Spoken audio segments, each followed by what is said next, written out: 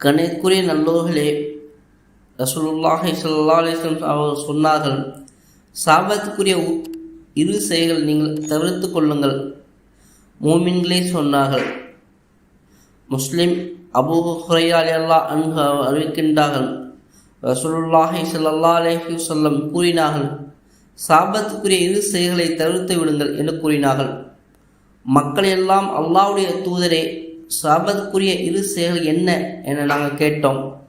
அதற்கு நபிய நாயகம் ஸல்லல்லாஹு அலைஹி வஸல்லம் சொன்னார்கள், மக்களின் நடைபாதையில் அல்லது ஓய்விடங்களில் நிழல்களில் மனம் கழிப்பது என்றார்கள். நபிய நாயகம் ஸல்லல்லாஹு அலைஹி வஸல்லம் அவர்கள் நடைபாதையில் மனம் கழிப்பதும், மக்கள் ஓய்வெடுக்கக்கூடிய அல்லது மக்கள் ஒதுங்கக்கூடிய இடத்தில் மனம் கழிப்பதும் அல்லாஹ்வுடைய தூதர் இது சாபத்துக்குரிய செயல் என சொல்லியிருக்கின்றார்கள்.